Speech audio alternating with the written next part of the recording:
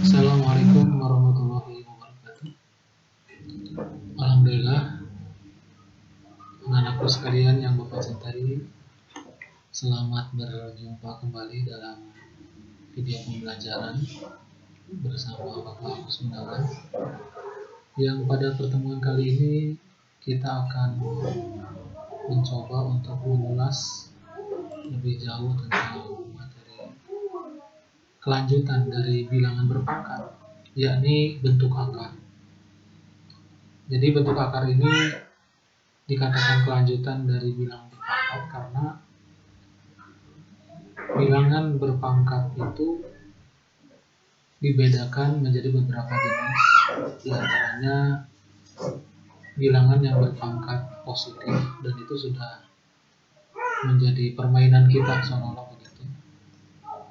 Kemudian ada juga bilangan yang berpangkat 0, ya, yang hasilnya tentu kita sudah sama-sama tahu, yakni 1. Dan juga ada bilangan berpangkat negatif yang kita sudah tahu bersama bahwa rumus A pangkat negatif N sama dengan 1 per A pangkat N, itu yang nanti akan diberlakukan setelah kita berurusan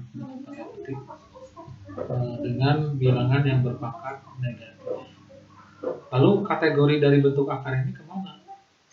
Kategori dari bentuk akar ini ternyata masuk ke dalam bilangan berpangkat pecahan. Namun sayang, dalam buku tidak diungkap secara lebih gamblang tentang bilangan berpangkat pecahan ini, artinya konversi dari bilangan pecahan ke bentuk akar atau sebaliknya. Tetapi hal itu tidak mengurangi esensi, karena memang dalam penjelasan ini Bapak hanya ingin memberikan deskripsi bahwa bentuk akar ini adalah satu materi yang tidak terlepas keterkaitannya dengan bilangan berpangkat. Baik, kita lanjutkan. Nah, ini adalah konsep-konsep yang berkaitan dengan bentuk akar, tetapi konsep ini telah kita jumpai pada pembelajaran di tahun-tahun yang lalu, baik itu di kelas 7 maupun di kelas 8. Bahkan di tingkat sekolah dasar sekalipun materi ini sudah disampaikan ya oleh guru-guru kita bersama. Nah, kita ulas bahwa dalam segitiga siku-siku berlaku yang disebut dengan teorema Pythagoras atau dari Pythagoras, di mana kita akan bisa mendapatkan salah satu sisi jika dua sisi pada segitiga siku-siku itu diketahui, ya, dengan aturan yang kita tahu bersama bahwa C kuadrat sama dengan A kuadrat ditambah B kuadrat. Nah, untuk mengetahui satu sisi yang lain ternyata tidak bisa kita dapatkan begitu saja, sebab ini masih dalam kuadrat C-nya. C-nya masih dalam kuadrat, sehingga untuk bisa mendapatkan C tanpa kuadrat, maka bilangan A kuadrat dengan B kuadrat itu diakarkan, sehingga kita dapatkan nilai C. Itu yang kita ketahui dahulu dari penjelasan Bapak Ibu Guru matematika di kelas 7 atau kelas 8 ketika menjelaskan teorema Pythagoras. Persoalan yang lain yang kita jumpai adalah ketika kita menentukan nilai dari bilangan yang dikuadratkan. Misalnya A kuadrat nilainya 14.400, sementara kita tahu kan bahwa A kuadrat itu dihasilkan dari A kali A. Nah, berapakah nilai A? Sehingga kalau dikuadratkan atau dikalikan 2 kali menghasilkan 14.400. Lagi-lagi kita akan dihadapkan dengan konsep bentuk akar, ya. Sehingga A itu adalah akar dari nilai kuadratnya. Nilai kuadratnya 14.400 diakarkan, barulah kita dapat angka 120. Nah, timbul pertanyaan, kenapa kita menentukan hasilnya 120? Jadi 120 ini adalah bilangan yang dikalikan 2 kali hasilnya 14.400. Ya. Oke, cukup jelas ya. Ini materi ulasan dari materi-materi sebelumnya. Mulai kita akan masuk ke bentuk akar itu sendiri, ditinjau dari sisi notasi, penyebutan, dan juga rasionalisasi atau alasan yang muncul kenapa kita sebut akar dari suatu bilangan adalah nilainya tertentu seperti tadi akar 14.400 kenapa 120. Nah, dimulai dari notasi dan penyebutan. Jadi lambang seperti ini disebut juga lambang atau juga disebut juga ekspresi, suatu pernyataan dalam matematika. Ini dibaca akar A dan ini sebenarnya adalah akar dari suatu bilangan A ya. Sehingga kalau kita menjumpai tulisan semacam ini kita baca akar 5 tentunya ya. Yang ini kita baca akar 7. Kalau ini dibaca apa? Iya, akar 200 mudah saja bukan ya. Nah, mari kita lihat kembali contoh ke belakang. Ketika A kuadrat sama dengan 14.400, maka untuk mendapatkan A itu harus diakarkan ya, dari bilangan tadi 14.400. Dan kita pilih A sama dengan 120 sebagai penyelesaiannya. Kenapa? Karena ketika A dikuadratkan hasilnya 14.400. Jadi artinya kalau A dikalikan 2 kali yaitu 120 dikalikan 2 kali hasilnya adalah 14.400. Nah, dua statement ini, dua pernyataan kita gabungkan.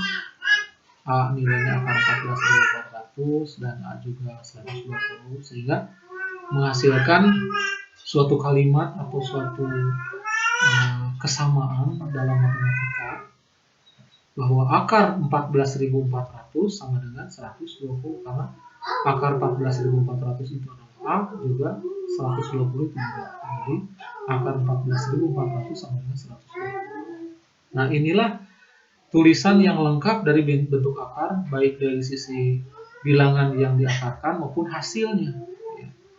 Nah, ada statement begini dari kesimpulan ini bahwa akar dari 14.400 adalah 120. Jadi statement ini kita baca akar 14.400 sama dengan 120.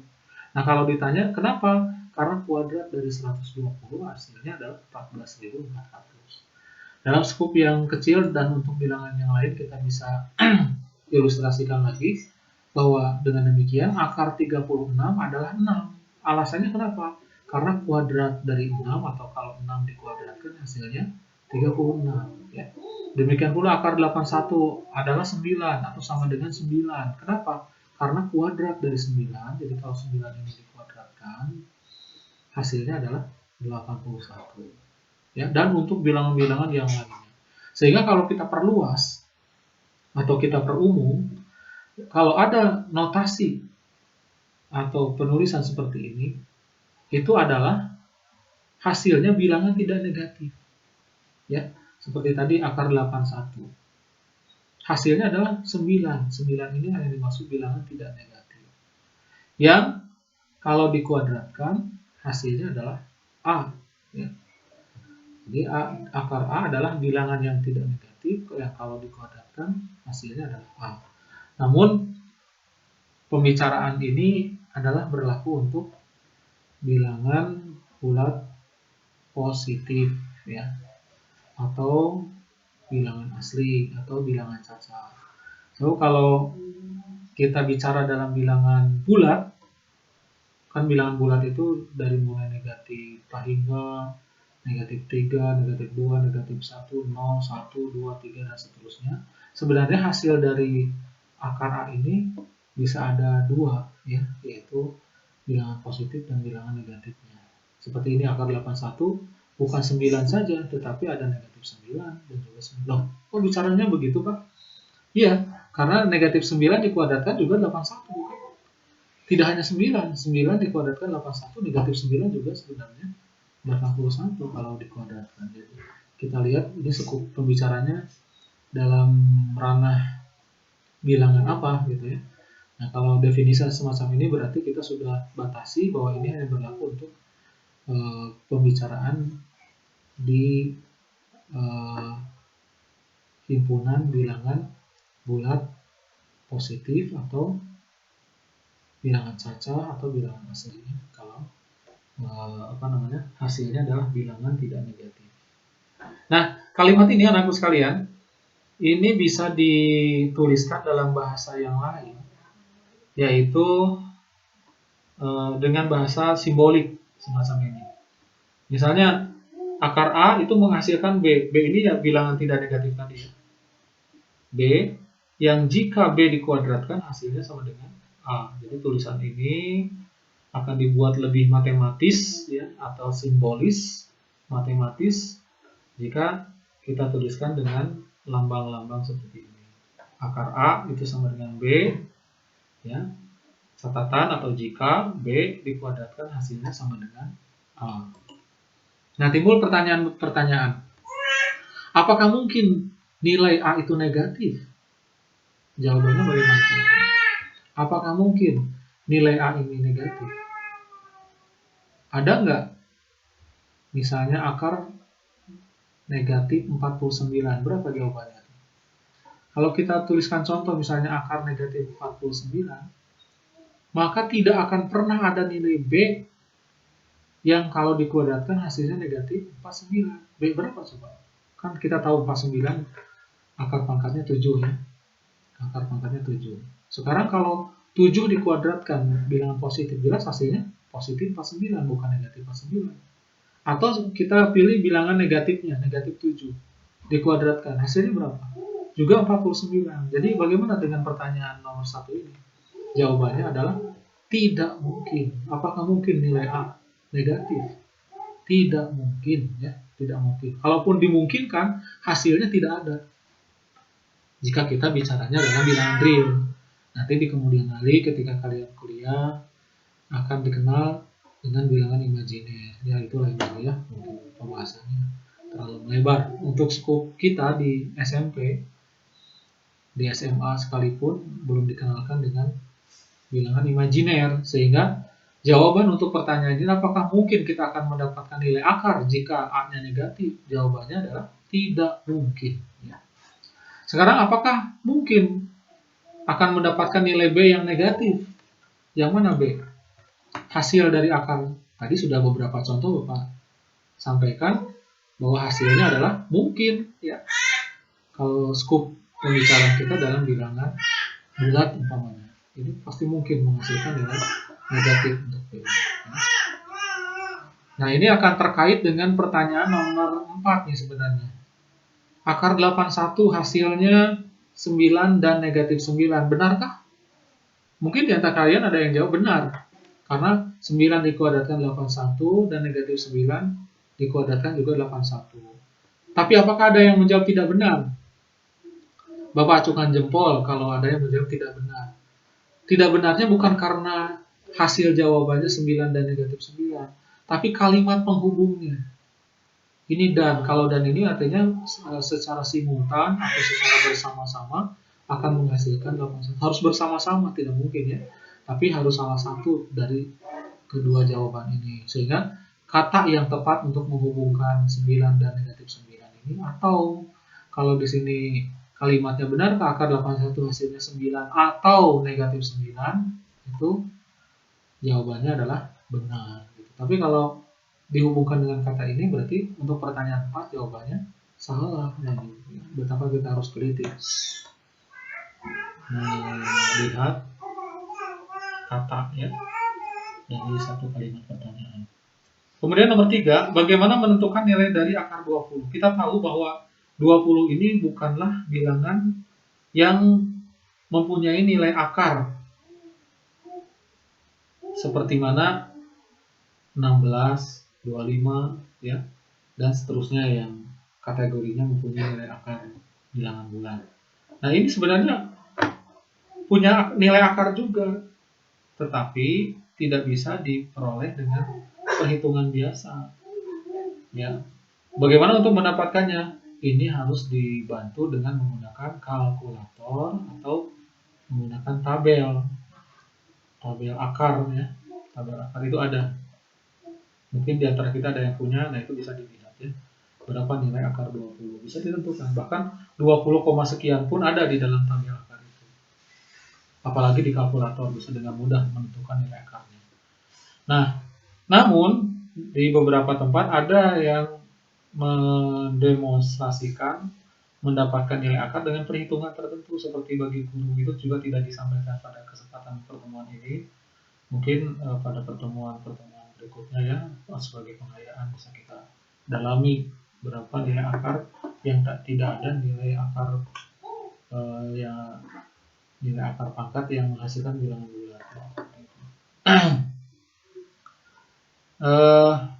Selanjutnya, ini bisa dicari juga dengan aturan menyederhanakan, dan aturan menyederhanakan ini akan dibahas pada pertemuan ini juga, pada video pembelajaran ini juga. Mari kita lihat slide berikutnya. Kita dikenalkan lagi dengan akar pangkat N. Akar pangkat N ini ditulisnya begini. Jadi kalau ada tulisan begini, kita baca apa? Akar pangkat N dari bilangan A. Ya. Kalau seperti ini dibacanya gimana? Akar pangkat 3 dari 64. Gitu. Akar pangkat 3 dari 64. Hampir mirip definisinya dengan yang pertama tadi. Akar pangkat N dari bilangan A adalah B atau sama dengan B jika B dipangkatkan N sama dengan A. Ya. B dipangkatkan N sama dengan A. Jadi hasilnya ini dipangkatkan N, maka menghasilkan A. Nah, seperti ini kita lihat. Akar pangkat 3 dari 64 itu hasilnya 4. Kenapa? Kita lihat alasannya. 4 jika dipangkatkan 3 atau dikalikan sebanyak 3 kali, hasilnya adalah 64. Ya. Kita lihat yang kedua. Akar pangkat 5 dari bilangan negatif 32 adalah negatif 2. Pak, kok kata Bapak tadi kan ini tidak boleh negatif ya? Ini kan nilai A. Tidak boleh negatif. Mari kita lihat ya rasionalisasinya atau alasannya. Benarkah negatif 2 kalau dipangkatkan 5 hasilnya negatif 32? Kita lihat negatif 2 dipangkatkan 5 berarti negatif 2 kali negatif 2 kali negatif 2 kali negatif 2. Seperti ini. Min kali min plus, plus kali min, min kali plus, min kali apa? Diulang lagi, min kali min plus kali min. Sekarang min kali min plus kali min. Jadi negatif 32. Yang benar, jadi negatif 2 dipangkatkan 5 itu negatif 32, sehingga akar pangkat 5 dari negatif 32 hasilnya adalah negatif 2 gitu. Nah, diambillah kesimpulan oleh kita. Jika akar pangkatnya ini adalah ganjil, maka akan memungkinkan bilangan negatif itu di akar pangkatkannya dengan bilangan tertentu. Akar pangkat 5K, akar pangkat 7K itu mungkin saja terjadi, di mana akan menghasilkan jawaban yang benar gitu. Artinya ada dalam skop bilangan real, bukan bilangan imajiner tadi. Nah, akan ditemui masalah jika ini bilangan negatif untuk akar yang berpangkat genap. Kita lihat kembali pada contoh sebelumnya. Jadi angka 2 ini adalah genap ya. Sehingga tidak mungkin A akan menghasilkan negatif. Nah, ini akan menghasilkan negatif jika ini pangkatnya genap gitu. Nah, ini jadi catatan kita juga bahwa jika tidak ada bilangan apapun di dalam akar, ini artinya berpangkat 2. Sebenarnya dibaca panjangnya itu untuk yang ini adalah akar pangkat 2 dari A. Namun karena akar pangkat 2 ini sering digunakan dalam berbagai kajian ilmiah, baik di bidang matematika maupun fisika dan sebagainya, maka akar pangkat 2 ini ribet kalau dituliskan angka 2-nya. Sepakati saja, jadi untuk khusus akar pangkat 2, tidak diusah dituliskan angka 2 di sini. Sementara selain 2, itu wajib dituliskan akarnya ya, akar pangkatnya, akar pangkat berapa. Seperti ini, 3 itu kan tidak lazim atau jarang digunakan, makanya harus dituliskan akar pangkatnya berapa. Gitu. Oke, kita lanjutkan dengan slide berikutnya. Nah, ini kaitannya dengan apa yang tadi Bapak sampaikan, yaitu menyederhanakan perkalian bentuk akar. Untuk menyederhanakan perkalian bentuk akar ini, kalian harus mengingat atau menghafalkan beberapa rumus sebagai berikut. Nah, ini dia. Rumus 1 sebenarnya dengan rumus 2 bisa digabungkan. B diakarkan A, B akar A maksudnya, B akar A ditambah C akar A. Hasilnya ini menjadi B plus C akar A. Sebenarnya ini mirip dengan sifat distributif ya. Karena memang ini akarnya sama ya, bilangannya sama, akar A dan akar A, jadi akar A-nya dikumpulkan, B plus C-nya ada di dalam kurung. Nomor 2 juga hampir sama dengan nomor 1, hanya masalahnya yang ini untuk yang bertanda negatif. Kalau zaman Bapak dulu, nomor 1 ini ditulis jadi gini aja, B akar A plus minus C akar A sama dengan B plus minus C akar A. Jadi ini hampir mirip ya, mudah kita menghafalkan. Yang berbeda ini nomor 3, akar A dikali B, jadi di dalamnya ini dikalikan, tuh, A kali B, maka ini menjadi akar A kali akar B. Ini ada pembuktiannya sebenarnya, tapi mungkin video ini akan terlalu panjang jika Bapak tampilkan pembuktiannya. Sudah saja karena intinya kita harus hafal rumus ini, yakni perkalian bilangan yang ada di dalam akar itu hasilnya menjadi akar dari bilangan itu kali dengan akar bilangan yang lainnya. Maka cukup saja ini yang kita hafalkan. Dan ini akan diperluas jika nanti di dalam ada 3 bilangan, misalnya A kali B kali C. Akar A kali B kali C. Berarti menjadi akar A kali akar B kali akar C. Begitu. Ya. Nah, ini sebenarnya rumus nomor 4. Jika A positif, B positif, maka berlaku. Kenapa dipersyaratkan begini? Karena memang bilangan yang ada di dalam akar ini harus positif. Kan? Karena kita bicaranya akar pangkat 2 nih. Jadi ini harus positif. Kalau tidak dipersyaratkan A positif, B positif, bisa saja ini negatif. Ini negatif, ini positif. Min dibagi plus, hasilnya min. Berarti tidak boleh itu ada di dalam bilangan apa? Ada di dalam akar. Atau menjadi akar dari suatu bilangan negatif, enggak boleh. Makanya ini harus dibatasi dulu untuk nilai A dan nilai B-nya supaya terjadi hanya bilangan positif saja yang ada di dalam akar. Diulang, akar A per B itu sama dengan akar A dibagi akar B. Jadi kalimat atau ekspresi ini dengan ekspresi ini beda ya. Bedanya di mana? Jadi akarnya seolah-olah dipecah. Jadi akar A per akar B.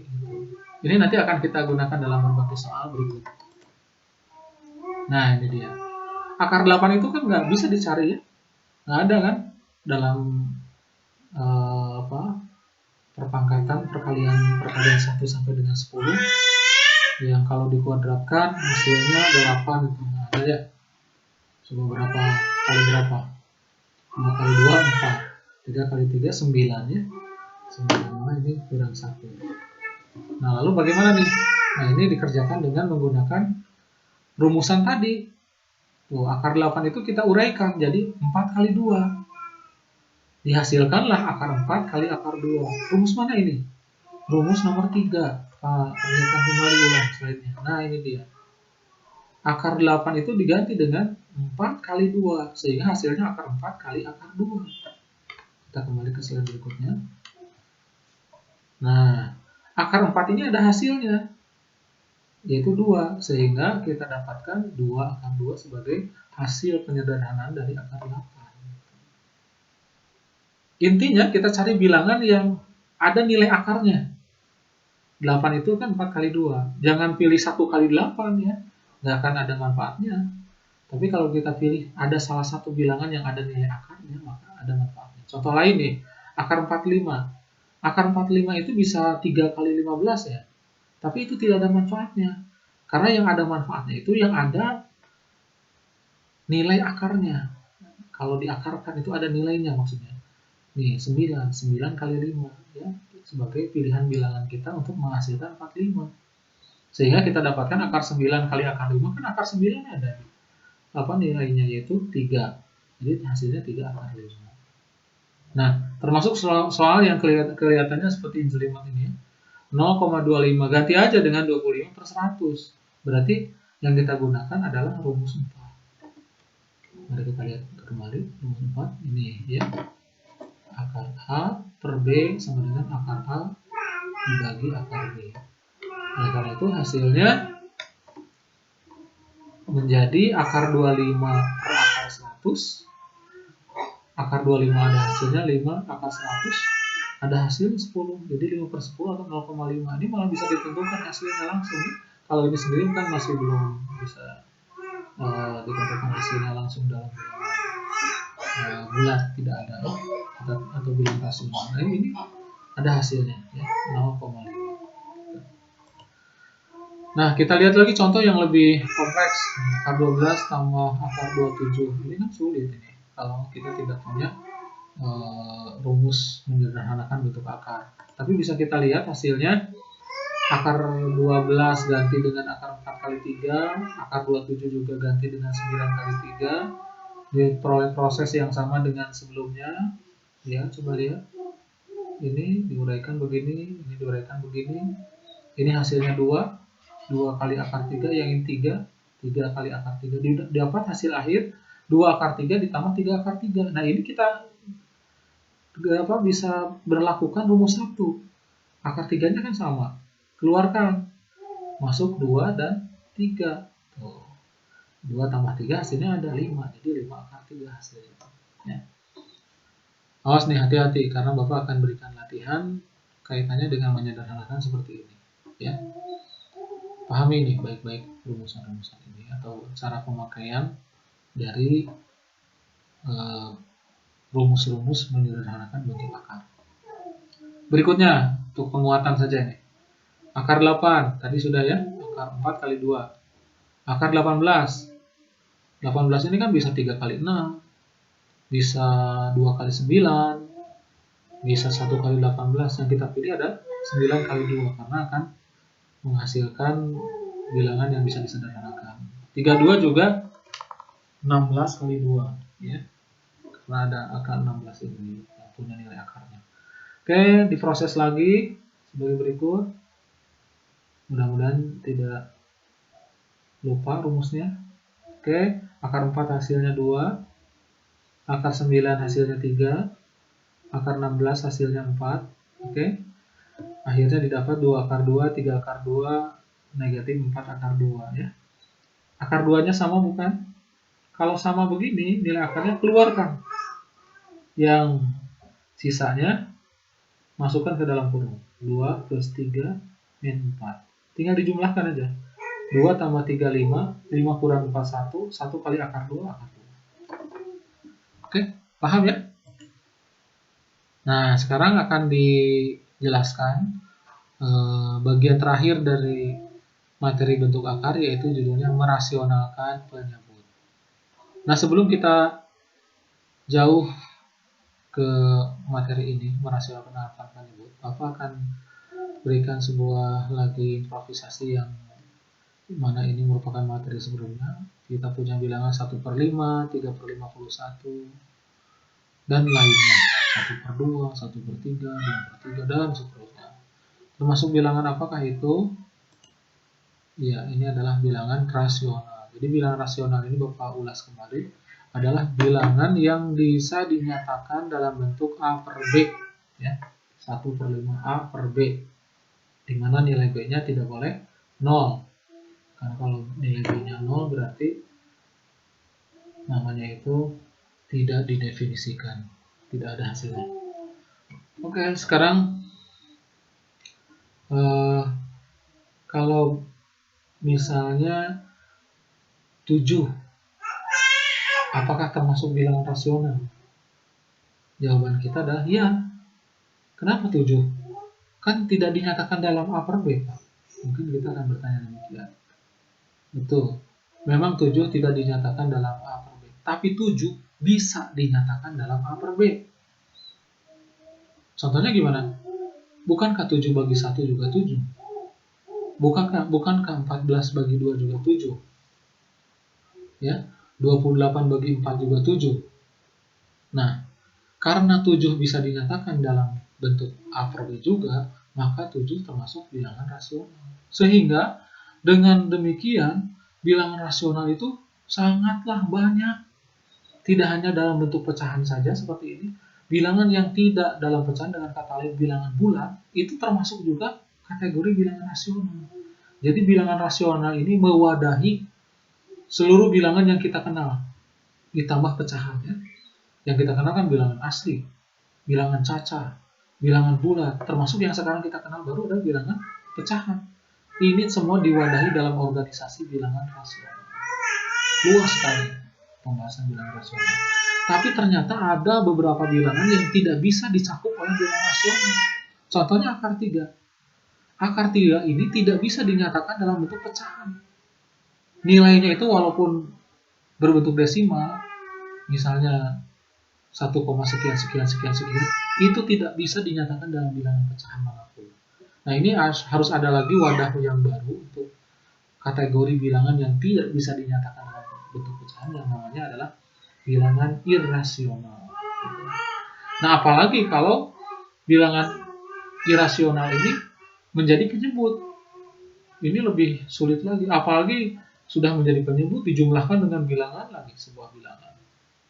Ini lebih kompleks lagi. Nah, sekarang yang akan dibahas adalah dua bentuk ini. Bagaimana dua bentuk ini si penyebutnya itu bisa menjadi bilangan rasional. Artinya bisa menjadi 7, 7, 5 dan seterusnya ya, tanpa ada bentuk akar. Pokoknya di bawah ini. Di bawah ini jangan ada bentuk akar. Kalau bentuk akar adanya di atas berstatus sebagai pembilang, boleh-boleh saja. Tapi kalau di bawah sini sebagai penyebut itu tidak boleh. Itu. Dengan alasan untuk kemudahan ya dalam menghitung pecahan ini. Nantinya kan kalau ini 2 per akar 5, akar 5-nya aja udah susah dihitungnya gimana. Minimal kita dapatkan angka misalnya kalau 2 per 5, akar 5. Nah, itu kan akar 5-nya sebagai pengali saja. Kalau ini membaginya sudah mudah ya, 2 per 5 sudah bisa ditentukan hasilnya. Begitu. Nah, maka ada latihannya. Tapi sebelum latihan ini kita lihat dulu statement ini. Merasionalkan penyebut pecahan bentuk akar. Nah, maksudnya adalah menjadikan penyebut dari pecahan tersebut sebagai bilangan rasional. Mari kita pahami lagi. Sebenarnya Bapak sudah menjelaskan tadi ya, bahwa merasionalkan penyebut. Jadi ini, merasionalkan penyebut pecahan bentuk akar. Nah, ini pecahan bentuk akar. Maksudnya adalah menjadikan penyebut dari pecahan tersebut sebagai bilangan rasional. Tadi sudah kita ulas ya. Oke, kita lihat ini. Contohnya, perintahnya tentulah rasionalkan penyebut untuk pecahan 6 per akar 3. Gimana caranya? Caranya adalah dengan memanfaatkan satu sifatnya. Bahwa kalau akar 3 umpamanya, akar 3 ini, dikalikan dengan akar 3, hasilnya kira-kira berapa? Hasilnya kira-kira berapa? Akar 3 dikalikan dengan akar 3. Tentunya akan menjadi akar 3 pangkat 2. Nah, akar 3 pangkat 2 itu berapa hasilnya? Adalah 3. Mari kita lihat saja dengan jelas ya solusinya. Yang ditunjukkan dalam slide ini. 6 per akar 3 kita munculkan sesuatu yang baru, yaitu akar 3 per akar 3. Apakah ini akan menjadikan sebab bilangan atau ruas kiri dengan ruas kanan tidak seimbang? Kalau tidak seimbang, kita tidak boleh menuliskan tanda sama dengan. Tapi tetap ini dituliskan sama dengan, artinya bentuk kiri dengan bentuk kanan sama, tetap sama. Mengapa demikian? Karena akar 3 dibagi akar 3 hasilnya 1. 1 dikali bilangan ini, 6 akar 3 ya tetap 6 akar 3. Lalu kenapa dimunculkan akar 3 per akar 3, tidak akar 5 per akar 5 umpamanya? Untuk supaya akar 3 ini menjadi rasional. Jadi kalau ini soalnya 6 per akar 7, ya wayahnya kalian harus memunculkan akar 7 per akar 7, bukan akar 3 per akar 3. Benar-benar paham ya? Akibatnya dengan sebab kita memunculkan akar 3 di bawah ini, hasilnya menjadi begini. Akar 3 kali akar 3, akar 3 kuadrat kan? Yang atas juga dikalikan kan, kalau mengalikan pecahan, pembilang kali pembilang, penyebut kali penyebut ya. Yang di atas menjadi 6 kali akar 3. Sedangkan yang di bawah akar 3 kali akar 3, akar 3, akar 2. Nah, yang atas menjadi 6 akar 3. Nah, yang bawah akar 3 dikali akar 3, 3 hasilnya. Hilang akarnya, saling menetralisir antara akar dengan 2. Ini juga ada penjelasannya ya. Ada penjelasannya. Tapi kita pahami dengan mudah saja dulu. Yang mudah saja dulu, yaitu akar dari suatu bilangan kalau dipangkatkan 2, maka hasilnya yang dalamnya. Jadi kalau akar 7 dikuadratkan ya 7. Akar 12 dikuadratkan ya 12 gitu aja. Sehingga ini jawabannya 3. Nah, dengan teknik atau dengan sifat yang berlaku pada operasi pecahan berlaku akhirnya seperti ini. 6/3 kali akar 3, 6 bagi 3, 2 akar 3. Kita lanjutkan dengan soal yang lain, yaitu merasionalkan C per A plus B per akar B. Nah, ini kita gunakan sifat A plus akar B dikali A min akar B, sebenarnya hasilnya itu adalah A kuadrat min B. Ini akar B kuadrat sebenarnya, A kuadrat min akar B kuadrat, tapi kan akar B kuadrat hasilnya B. Jadi hasilnya adalah A kuadrat min B. Ya. Kita coba lihat soalnya. 2 per akar 2 plus 1. Ini masalah nih ya. Bagaimana menyelesaikannya? Kita kalikan dengan sekawannya. Sekawannya itu gimana? Sama bentuknya, cuman kalau plus jadi min. Nah, ini dia. Akar 2 min 1. Pokoknya miripkan aja dengan ini, hanya mengganti plus dengan min. Jadi, sekawannya itu adalah akar 2 min 1 per akar 2 min 1. Yang di atas dikalikan. 2 kali akar 2 min 1. Ya. Yang bawahnya jadi apa? Akar 2 dikuadratkan min 1 dikuadratkan. Akar 2 dikuadratkan hasilnya 2. 1 dikuadratkan hasilnya 1. Ya. Nah, tinggal mengurusi yang ini nih, yang bagian atas ini. Kita bongkar kurungnya. 2 kali akar 2. Ini. Kemudian plus kali min hasilnya min. 2 kali 1 hasilnya 2. Kenapa ini tidak pakai per lagi? Karena kan di bawahnya 2 dikurangi 1, 1. Jadi dibagi 1. Kalau 5 bagi 1 kan 5, 6 bagi 1. Nah, begitu juga kalau 2 akar 2 min 2 per 1, ya udah. Kita sederhanakan dengan menuliskan 2 akar 2 min 2. Ini soal berikutnya. Ya, beberapa soal yang cukup kompleks ya, kita lihat saja. Seperti ini, sekawannya adalah ini. Akar 2 min, pakai min ya, akar 3. Maka akhirnya kita tuliskan bentuk supaya menghasilkan 1 seperti ini. Akar 2 min akar 3 per akar 2 min akar 3. Yang di bawah hasilnya gimana? Akar 2 kuadrat min akar 3 kuadrat. Akar 2 dikuadratkan 2. Akar 3 dikuadratkan 3. Oke. Yang ini dikalikan juga 2 kali sekian ya. Nah, sekarang kita coba penjelasan berikutnya. 2 kurangi 3 negatif 1. Jadi ini per negatif 1 hasilnya min. Min dari 2 kali akar 2 min akar 3. Sekarang min kali plus min. Jadi 2 akar 2 min 2 akar 2. Kemudian ingat lagi di sini ada minnya ya. Min kali min plus bilangannya 2 kali akar 3. 2 akar 3. Nah, ya. Kemudian selanjutnya soal ini. Sekawannya berarti siapa? Akar 3 plus. Mari kita lihat. Betul. Akar 3 plus akar 2. Maka di atasnya kita tulis akar 3 plus akar 2 per akar 3 plus akar 2. Ya, supaya menghasilkan 1. Oke, kita kalikan.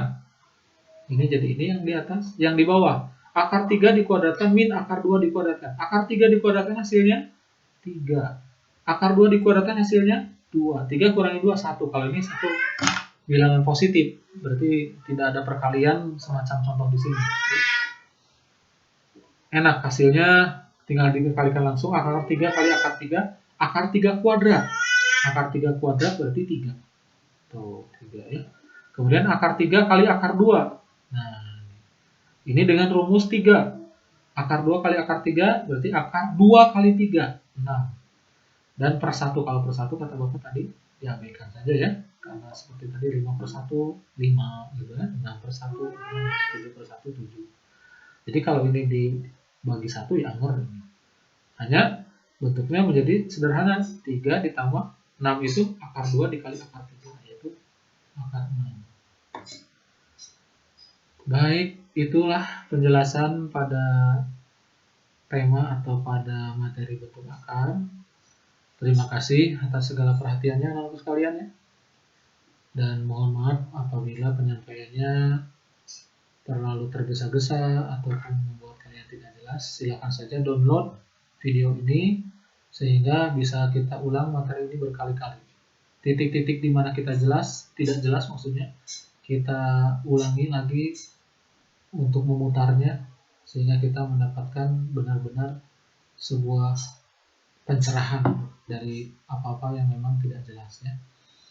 Dan untuk selanjutnya, semoga kalian bisa menyelesaikan tugas yang nanti akan Bapak berikan yang menyertai video ini. Demikian saja mungkin pertemuan pada kesempatan kali ini. Billahi taufik wal hidayah. Wassalamualaikum warahmatullahi wabarakatuh.